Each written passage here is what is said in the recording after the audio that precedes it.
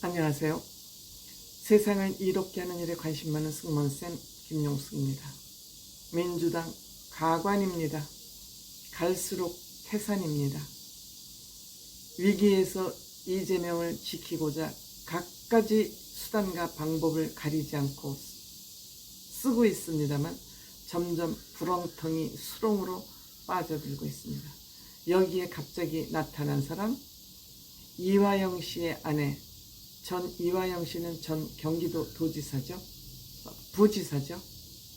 그러니까 이재명 바로 밑에서 부지사를 했었고 특히 남북 문제를 다뤘었습니다. 그런데 이화영 씨 쌍방울 김성태 그 조폭으로부터 돈을 받아쓴 혐의로 지금 현재 구속되어 있고, 부인은 남편 구명운동을 한답시고 민주당의 회유를 받아서 본인이 회유당했습니다. 남편 이화영 씨가 검찰로부터 협박이나 회유를 받은 것이 아니라 본인 당사자가 민주당으로부터 회유를 당해서 남편이 본인에게 유리한 진술을 하려 하자 이를 막고 있다는 것이 세간의 지금 평가입니다. 그런데 이런 일이 회유를 받아서 법정에서 부부싸움을 하기 이전에 이 부인은 검찰로부터 소환을 5번인가 6번이나 받았다고 합니다. 그럼에도 이런저런 무릎이 아프다 이런저런 핑계를 대면서 검찰 소환에 응하지 않고 있었다고 합니다. 이 소환 이유는 이 백씨, 부인 성이 백씨인데 백씨가 경기도청에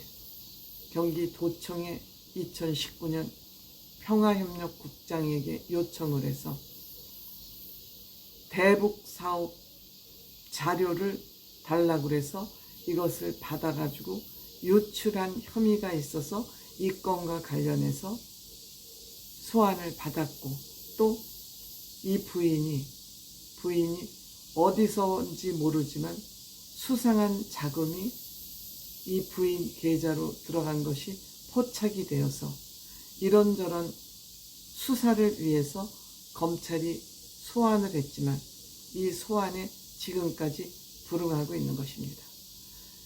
이 이화영 씨는 2017년부터 18년까지 쌍방울의 사회이사를 했었습니다. 그래서 이 당시에 이 숨겨진 돈을 이화영 씨가 받아서 부인 계좌에 넣은 것이 아닌가 하는 것을 의심하고 있기 때문에 이를 조사하기 위해서, 또 경기도청 문건 유출과 관련돼서 조사를 하기 위해서 소환을 하고 있습니다만 응하지 않고 있습니다. 여러분들 검찰 소환을 받으면 덜덜덜 떨리고 겁이 나서 안 갈 수가 없죠.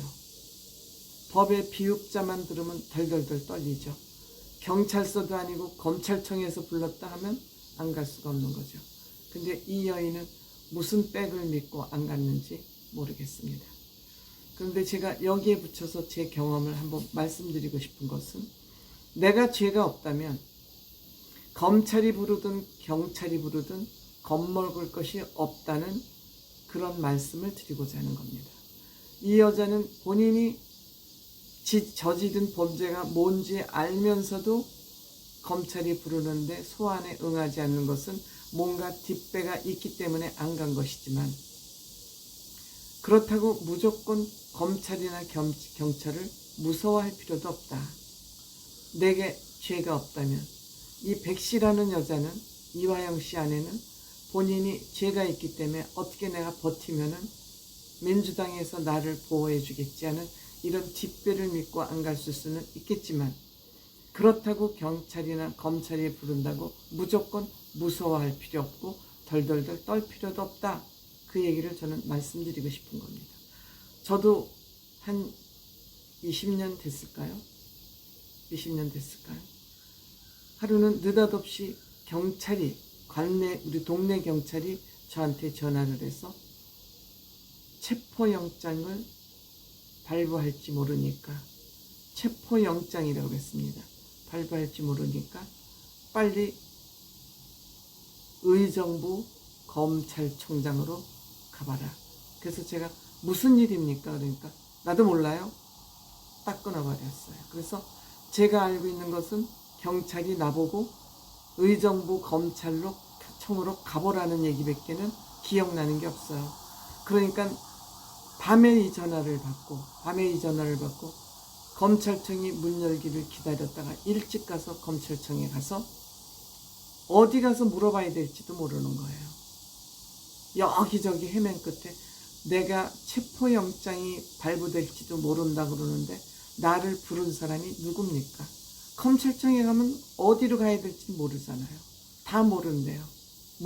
왜 불렀는지, 왜 체포영장이 한다는지 아무도 모른대요. 그래서 한 20-30분을 거기에서 헤매고 다닌 결과 저기 가보세요. 그래서 간신히 담당자를 찾았어요. 그랬더니 왜 제가 체포영장이 발부된다고 경찰서에서 연락을 받고 왔습니다. 그러니까 뭐 잘못한 거 있어요? 죄진 거 있어요? 그래서 아니요, 죄진 거 없습니다. 그러니까 이렇게 찾아보더니 뭐 벌금 안 낸 거 있구만. 그래서 무슨 벌금이요? 그랬더니 제가 그때 건물을 짓고 있었습니다. 건물을 지을 때는 도급을 주니까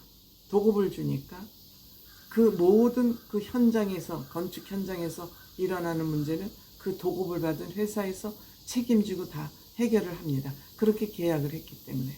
그런데 저는 불행하게도 그 건설 현장이 IMF 때 건설 회사가 부도가 났습니다. 부도가 나서 그 건물이 한마디로 날아갔습니다.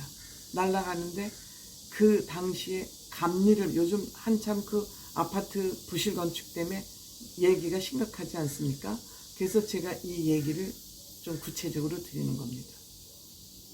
감리가 건물을 제대로 짓고 안 짓는 날을 감독하는 게 감리 아니겠습니까? 즉 시공사, 건축물을 만드는 시공사가 자기네 회사의 이익을 위해서 부실 건축물을 지을 수 있으니까 이것을 감독하는 것이 감리 아니겠습니까? 그 감리를 지정을 해서 그 건축 현장에 파견이 됐는데 이 감리라는 사람이 자꾸 나한테 와서 이 건물을 부실하게 짓고 있다고 말을 자꾸 해요, 저한테. 그래서 저는 건설회사를 믿으니까 그냥 웬만하면 잘 짓겠죠 하고 제가 그 감리 얘기를 듣지를 않았어요. 오히려 보통은 감리사의 말을 듣고 그 시공사에게 건물을 잘 지라고 이 시공사를 제가 불편하게 해야 되는데 저는 감리사의 의견을 받아들이지 않고 그냥 내비놔뒀어요. 그러니까 이 감리사가 고발을 한 거예요.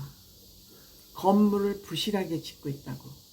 그러니까 제가 생각하기에는 아마 이 시공사에서 건축물을 지고 있는 사람이 감리사에게 조금 용돈을 줘야 되는데 그거를 안 한 것 같아요. 그러니까 저한테 와서 일렀는데 제가 그것을 받아들이지 않으니까 경찰에다 고발을 한 거예요. 그러니까 고발을 하면은 벌금이 나오지 않습니까? 그런데 이제 벌금이 나오니까 이 시공사는 부도가 나가니까 그 벌금을 내주지 않은 거예요. 그러니까 저는 그 벌금이 안 냈는지도 모르고 있는데 저한테 그 벌금을 내지 않았다고 저를 고발을 한 거죠. 벌금 내지 않았다고 체포영장을 발부하겠다고 그런 것이죠. 그래서 제가 가만히 생각해 보니까 검찰청에서 100만 원 벌금을 고지를 발부했는데 제가 벌금을 내지 않아서 체포영장을 발부하겠다고 했으니까 제가 좀 재판을 해봐서 법 돌아가는 걸 좀 아니까 아니지. 아니 어느 건축주가 내 건물이 부실공사로 건축되는 걸 원하는 사람이 어디 있냐. 즉 그 제목은 뭐냐면 쌍벌죄예요. 그러니까 저한테도 세금이 나왔고 그 불법으로 건축을 했다는 시공사에도 쌍벌죄로 해서 벌금이 양쪽으로 나간 거예요. 근데 저는 저한테 나온 벌금 고지서를 모르고 있었던 거죠. 근데 그 시공사는 벌금을 낸지 안 낸지 모르겠어요. 제가 그 회사가 부도가 나는 바람에 확인을 못했으니까요. 그래서 제가 이것을 지금 검찰이 저한테 벌금을 보낸 것은 약식기소라고 그러는 거예요. 벌금을. 그래서 제가 정식 재판을 통해서 이 돈이 100만 원이지만 부당하다. 그래서 제가 변호사 없이 저는 재판을 할 수 있습니다. 그래서 혼자 재판을 해서 이겼습니다. 제가 이길 수 있는 주장이 뭐였냐면 어느 건축주가 내 건물이 불법으로 건축되는 걸 원하냐, 이것을 쌍벌죄를 적용하는 것은 부당하다 하는 주장을 해서 그것이 받아들여져서 이 불실건축의 쌍벌죄가 아니다라는 것이 제가 판례가 됐다고 합니다. 그러니까 제가 여기서 말씀드리고 싶은 두 가지, 제가 감리의 그 용돈을 바라면서 나한테 했던 얘기를 받아들이지 않았다는 것, 또한 쌍벌죄가 적용되는 것 부당하다, 이 주장을 해서, 물론 저는 그때 그 건축물이 경매로 넘어갔습니다. 시공사가 부당가 나는 바람에. 그런 아픔은 겪은 일이지만 제가 나중에 100만 원도 부당하다 해서 재판을 해서 이겼습니다. 제가 여기서 마지막으로 정리해서 말씀드리고 싶은 것은, 검찰이나 경찰이 정부기관에서, 구청도 마찬가지, 나를 부르더라도 내가 죄가 없다면 두려울 필요가 없다. 그리고 나에게 그 주어지는 죄가 부당하다면 재판을 해서 이길 수도 있다. 무서워할 필요 없다. 무조건 벌금을 낼 필요 없다. 이 말씀을 드리고 싶습니다. 지금 부실 아파트 건설 현장 때문에 사회적으로 문제가 많죠. 이렇게 권리를 좀 찾으려는 우리들의 의지가 필요하지 않을까.